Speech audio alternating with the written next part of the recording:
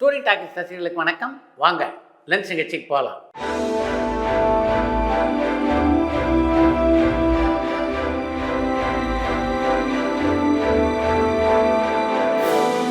என்னம்மா முதல் கேள்வி? இந்தியன் 2 படத்தோட ஆடியோ லான்ச்ல விவேக் அவர்களை பத்தி எல்லாரும் பேசினாங்களான்னு காஞ்சிபுரம்ல இருந்து சரவணன் கேட்டிருக்காங்க. இந்தியன் 2 படத்தினுடைய பாடல் வெளியீட்டு விழாவிலே கலந்து கொண்ட எல்லாரும் விவேக்கை பற்றி பேசியதாக தெரியல. சரத்குமாரோட அரசு படத்துக்கு ஏ சர்டிபிகேட் ஏன் கொடுத்தாங்க? இப்போ இருக்கிற யூ சர்டிஃபைட் மூவிஸ்ல இருக்கிற அளவுக்கு வயலன்ஸ் கூட அந்த படத்துல இல்லையேன்னு கோயம்புத்தூர்ல இருந்து அஜய் கேட்டிருக்காங்க. அரசு படத்துக்கு எந்த காரணத்துக்காக ஏ சர்டிஃபிகேட் கொடுத்தோம் அப்படின்றத நிச்சயமாக தணிக்கை குழுவினர் அந்த படத்தினுடைய தயாரிப்பாளர்கிட்ட சொல்லியிருப்பாங்க. பொதுவாக மற்ற படங்களோடு ஒரு படத்தினுடைய வெட்டுக்களையோ அல்லது தணிக்கை சான்றிதழையோ ஒப்பிட்டு பேசுறத தணிக்கை குழுவினர் ஏற்றுக்கொள்வதில்லை. ஆண்டவர் கட்டளை படம் ரிலீஸ் ஆகி 60 வருஷம் ஆச்சு. அந்த படம் வெற்றி படமா தோல்வி படமா? அந்த படத்தை பத்தின உங்களோட கருத்து என்ன? அந்த படத்துல வர 6 மணமே 6 மற்றும் அமைதியான நதிநிலை சாங்ஸோட ரெக்கார்டிங் அண்ட் ஷூட்டிங்ல நடந்த இன்சிடென்ட்ஸ் ஏதாவது ஞாபகம் இருந்தா கொஞ்சம் ஷேர் பண்ணுங்க. 6 மணமே 6 சாங்குக்காக சிவாஜி அவர்கள் செயின்ட்டை ஆக்ட் பண்றதுக்காக உண்மையிலேயே கோவில்ல இருக்கிற செயின்ட்டை போய் மீட் பண்ணதெல்லாம் உண்மையான சென்னையில இருந்து கௌஷிக் கேட்டிருக்காங்க. ஆண்டவன் கட்டளை படம் வெளியான காலகட்டத்திலே நான் பத்திரிகையாளனாகவும் இல்லை, படத்துறையிலும் இல்லை. அதனால் அந்த படத்தினுடைய பாடல் பதியும் போது நடந்த சுவாரஸ்யமான விஷயங்கள்லாம் எனக்கு தெரியாது. ஆனால் ஒரு விஷயம் மட்டும் எனக்கு நல்லா தெரியும், ஆண்டவன் கட்டளை திரைப்படம் வெற்றி படமாக அமையலை. Bharathi Raja and KS. ரவிக்குமார் இவங்களோட பெரும்பாலான மூவிஸ்ல ஸ்டோரிஸ் பாக்யராஜ், ரமேஷ் கண்ணா அப்படின்னு நிறைய பேர் எழுதுறாங்க. இவங்க ஸ்கிரீன் பிளே டைரக்ஷன் மட்டும் பண்றாங்க. இவ்வளோ பெரிய டைரக்டர்ஸ் ஆன இவங்களுக்கு கதை எழுதுறதுல என்ன பிரச்சனை? அது என்ன ரீசன்னு சொல்ல முடியுமான்னு பட்டுக்கோட்டையில இருந்து பிரபாகரன் கேட்டிருக்காங்க. கதை எழுதுகின்ற ஆற்றல் என்பது வேறு, ஒரு படத்தை இயக்குகின்ற ஆற்றல் என்பது வேறு அப்படின்றத முதல்ல நீங்கள் புரிஞ்சுக்கணும். 60களையும் 70களையும் பார்த்தீங்கன்னா பல இயக்குநர்கள் வெவ்வேறு கதாசிரியர்கிட்ட கதையை வாங்கித்தான் இயக்கினார்கள்.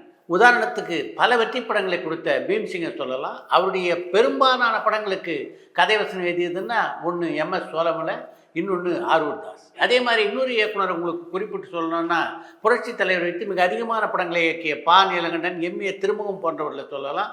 இந்த 2 இயக்குனருமே வெவ்வேறு கதாசிரியர்கிட்டேருந்து கதையை வாங்கி படமாக்கியவர்கள் தான். கதைக்கு தேவையான கொடூரமான காட்சிகளை மகாராஜா உட்பட நிறைய படங்கள்ல ரொம்ப அகோரமா வெளிப்படையா காமிச்சிருக்காங்க.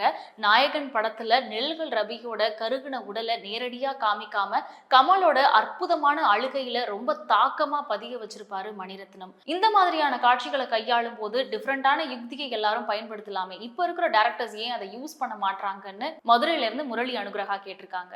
காலம் மாறிக்கொண்டே இருக்கிறது முரளி, அதற்கேற்ப காட்சிகளும் மாறிக்கொண்டிருக்கின்றன, அவ்வளவுதான். தலைவா டைம் டு லீட் இந்த சப்டைட்டில தூக்குனது ஜெயலலிதாவா? அப்படின்னா ஜெயலலிதாக்கு விஜய் அரசியலுக்கு வரது பிடிக்கலையான்னு அம்ஜிக்கரையில இருந்து பத்மநாபன் கேட்டிருக்காங்க.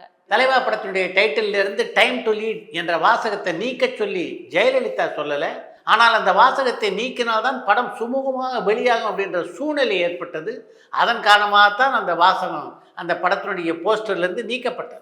நகைச்சுவை நடிகர்கள் எல்லாமே ஹீரோ ஆயிட்டா நகைச்சுவை நடிகர்களுக்கு தட்டுப்பாடு ஏற்படும் இல்லையா? இப்ப இருக்கிற காமெடி ஆக்டர்ஸ்ல யோகி பாபுவை தவிர வேற யாருக்கும் பெருசா வாய்ப்பு கிடைக்கிறது இல்லையான்னு விருகம்பாக்கம்ல இருந்து சுரேஷ் கேட்டிருக்காங்க. இப்போதுள்ள இயக்குநர்கள் நகைச்சுவை நடிகர்களை பயன்படுத்துறதா இருந்தா தானே நகைச்சுவை நடிகர்களுக்கு பஞ்சம் ஏற்பட்டுற போதோ அப்படின்னு பயப்படுவாங்க. இப்போதுதான் பெரும்பாலான படங்கள்ல நகைச்சுவை காட்சிகளே அமையறது இல்லையே.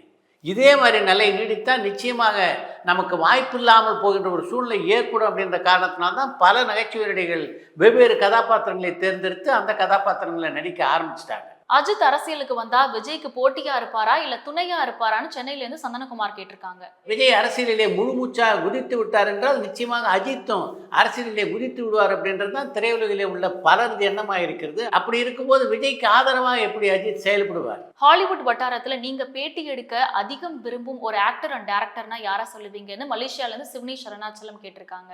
தமிழ்நாட்டில் இருக்கிற இயக்குனர்லையும் இந்தியாவில் இருக்கிற இயக்குனர்லையுமே இன்னும் பேட்டி எடுத்து முடியல. அதுக்கே இன்னும் 4-5 வருடங்கள் ஆகும்னு நினைக்கிறேன். அதுக்கு பின்னால ஹாலிவுட்டை பத்தி யோசிப்போம். மக்களுக்கு நல்லது செய்யணும் அப்படின்ற ஆக்டர்ஸ் அரசியலுக்கு வந்துதான் செய்யணுமா? சினி ஃபீல்ட்ல நல்லா சம்பாதிக்கிற எல்லாரும் என்ஜிஓ ஸ்டார்ட் பண்ணி அது மூலியமா மக்களுக்கு நல்லது பண்ணலாமேன்னு புனேல இருந்து பிரவீன் கேட்டிருக்காங்க. மக்களுக்கு நல்லது பண்றதுக்கு அரசியலுக்கு வந்தே ஆகணும் அப்படின்னு எந்த அவசியமும் இல்லை. அதை பூரணமாக உணர்ந்த பல நடிகர்கள் தமிழ் சினிமாவில் இருக்காங்க. உதாரணத்துக்கு சொல்லணும்னா சூர்யா, கார்த்தி, ஜெயம் ரவி, ஆர்யா, விஜய் சேதுபதி என்று பலரை சொல்லலாம். நடு இரவு படத்துக்கு அப்புறம் பாலச்சந்தர் ஏன் எந்த படத்தையும் இயக்கலன்னு கோவையில இருந்து சுந்தர் கேட்டிருக்காங்க. நடு இரவு படத்தினுடைய படப்பிடிப்பு அந்த படத்தினுடைய இயக்குனரான எஸ். பாலச்சந்தர் முடித்தது 1965ஆம் ஆண்டில். ஆனால் அந்த படம் எப்போ வெளியாச்சு தெரியுமா? 1970ஆம் ஆண்டு. அந்த படம் 5 ஆண்டுகள் வெளியாகாமல் இருந்ததுக்கு முக்கியமான காரணம் என்னென்னா, அந்த படத்தை வாங்க விநியோகஸ்தர்கள் மறுத்தது தான். நீங்களே இந்த படத்தை வெளியிடுங்க என்று எஸ். பாலச்சந்திரன் சொன்னார்களே தவிர அவர் யாரும் அந்த படத்தை வாங்கலை. அப்படிப்பட்ட சூழ்நிலையில் தான் 5 ஆண்டுகளுக்கு பின்னாலே பாலச்சந்திரன் அந்த படத்தை வெளியிட்டார். அந்த வெளியீட்டில் அந்த படம் பெரிய வெற்றி படமாக அமைந்தது என்றாலும் அந்த படத்துடைய வெளியீட்டுக்கு முன்னால் பாலச்சந்தர் சந்தித்த சில அனுபவங்கள் இருக்க, அது ஏற்படுத்திய மன வருத்தத்தின் காரணமாக தான் இனி படங்களை இயக்கவும் வேண்டாம், தயாரிக்கவும் வேண்டாம் என்று எஸ். பாலச்சந்தர் முடிவெடுத்து விட்டார். சார், நடிகர் விஷால் பத்தி குமுதம் ஒரு பகீர் கட்டுரை எழுதியிருக்காங்களே, அதை படிச்சீங்களா? தன்னோட கடனையும் தன் அப்பாவோட கடனையும் அடைக்க முடியாம அவர் போதைப் பொருளுக்கு அடிமையாகி இப்போ லண்டன்ல ஐசியூல அட்மிட் ஆயிருக்கிறதா அதுல போட்டிருக்காங்க. உண்மையிலே விஷால் இப்போ எப்படி இருக்காருன்னு தோரணமலையிலிருந்து செண்பகராமன் கேட்டிருக்காங்க. நடிகர் விஷாலை பற்றி குமுதத்திலே வெளியான கட்டுரையில உண்மைத்தன்மை இருப்பதாக எனக்கு தெரியல. சார், டூரிங் டாக்கீஸோட 1 மில்லியன் சப்ஸ்கிரைபர்ஸை கொண்டாடும் விதமா கவுண்டமணி அவர்களோட நேர்காணலை எதிர்பார்க்கலாமா? அவரை பத்தி ஏதாவது இன்ட்ரெஸ்டிங் ஃபேக்ட்ஸ் இருந்தா சொல்லுங்கன்னு பெங்களூர்ல இருந்து கார்த்திக் கேட்டிருக்காங்க. பொதுவாக எல்லா சினிமா நடிகர்களும் பார்த்தீங்கன்னா தங்களுக்கு மார்க்கெட் இல்லை அப்படின்றத ஒத்துக்கொள்வதற்கு எப்போதுமே தயங்குவார்கள். ஆனால் கவுண்டமணிகிட்ட உள்ள மிக நல்ல விஷயம் என்னென்னா, அவருக்கு மார்க்கெட் இருந்தபோது எப்படி உச்சத்தில் இருந்தாரோ அது மாதிரி மார்க்கெட் இல்லாத போது அதை ஒத்துக்கொள்வதற்கு எந்தவித தயக்கமும் கவுண்டமணி காட்டியதில்லை. கவுண்டமணியை பொறுத்த வரைக்கும் தனியார் தொலைக்காட்சிகளுக்கும் யூடியூப் சேனலுக்கும் பேட்டி கொடுக்கறதில்லை அப்படின்றது ஒரு கொள்கையாக வைத்திருக்கிறார். அதுலேருந்து அவர் மாறி எப்போதாவது பேட்டி கொடுக்கலான்ற முடிவுக்கு வந்தார்னா நிச்சயமாக நம்முடைய சேனலிலே அவருடைய பேட்டி இடம்பெறும். ஜென்டில்மேன் 2 படத்தோட ஷூட்டிங் ஃபினிஷ் ஆயிடுச்சா? படம் எப்போ ரிலீஸ் ஆகும்னு நாகர்கோயில்ல இருந்து அஜய் கேட்டிருக்காங்க. ஜென்டில்மேன் 2 பொறுத்த வரைக்கும் தடபுடலாக அந்த படத்தினுடைய படப்பிடிப்பு ஆரம்பிக்கப்பட்டதே தவிர அதற்கு பின்னாலே தொடர்ந்து அந்த படத்தின் படப்பிடிப்பு நடப்பதாக தெரியல. தமிழ் சினிமா இயக்குனர்கள் ஒரு காலத்துல ரேப் சீன்ஸா எடுத்து தள்ளுவாங்க. அதுக்கப்புறம் சென்சார் போர்டு அதுக்கு ஒரு முடிவு கட்டிட்டாங்க. அதே போல இப்போ சைல்டு அபியூஸ் பத்தி எடுக்கிற படங்களுக்கும் ஒரு முடிவு கட்டினா நல்லா இருக்கும்னு நான் நினைக்கிறேன். இதை பத்தின உங்களோட கருத்து என்னன்னு பாண்டிச்சேரியில இருந்து பெருந்தமிழன் கேட்டிருக்காங்க. கற்பழிப்பு காட்சிகளுக்கு தணிக்கை முடிவு கட்டியதாக சொல்ல முடியாது. ஒரு காலகட்டத்தை மக்கள் அது போன்ற காட்சிகளை அவ்வளவாக ரசிக்கல, பார்க்கவும் விரும்பலை. அதன் காரணமாகத்தான் பல இயக்குநர்கள் அப்படிப்பட்ட காட்சிகளை படமாக்குவதை நிறுத்தி கொண்டார்கள். சைல்டு அபியூஸை பற்றி எடுக்கப்படுகின்ற வன்முறை படங்களுக்கு ஒரு முடிவு கட்டணும்னா முதல்ல அது போன்ற படங்களை பார்ப்பதை நீங்கள் தவிர்க்கணும். நீங்கள் தவிர்த்தீர்கள் என்றால் நிச்சயமாக அது போன்ற படங்கள் உருவாவது தானாக நின்றுவிடும். சார், அஜித்துக்கு மட்டும் ஏன் ரீரிலீஸ் படங்கள் ஓடுறது இல்லைன்னு காரைக்குடியில இருந்து சத்யசீலன் கேட்டிருக்காங்க. மறுவெளிட்டிலே அஜித்துடைய படங்கள் வசூலை குவிக்கல அப்படின்னு உங்களுக்கு யார் தவறான தகவலை தந்தாங்க அப்படின்னு எனக்கு தெரியல. பில்லா திரைப்படத்தை நானே 2 முறை மறுவெளியீடு செய்திருக்கேன். 2 முறையும் மிகப்பெரிய வெற்றி படமாக அமைந்தது. அதற்கு பின்னால் எங்கிட்டேருந்து ஒரு விநியோகஸ்தர் வாங்கி அவர் 2 முறை வெளியிட்டார். அவருக்கும் மிகப்பெரிய லாபத்தை அந்த படம் பெற்று தந்தது.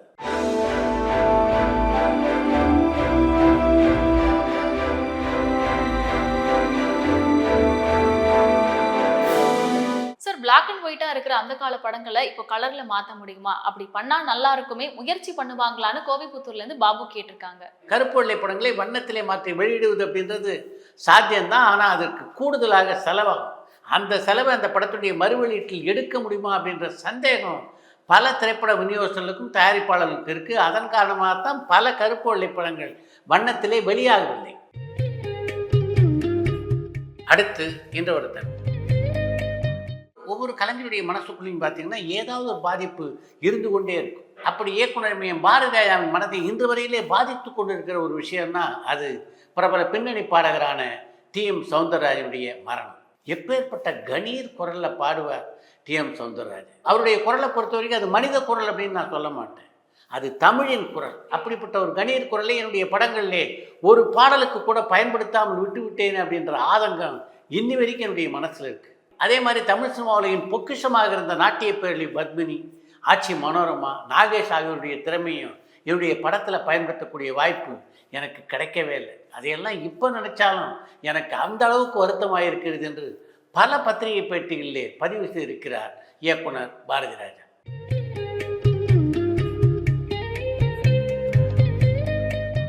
இத்துடன் இந்த இளம் சிகிச்சை நிறைவு பெறுகிறது. மீண்டும் அடுத்த இளம் சிகிச்சையிலே சந்திப்போம். பரபரப்பான சினிமா செய்திகள், நட்சத்திரங்களின் பேட்டிகள், சினிமா வரலாறு ஆகியவற்றை பார்க்கவும் படிக்கவும் உங்களுக்கான இணையதளம் tourantalkies.co.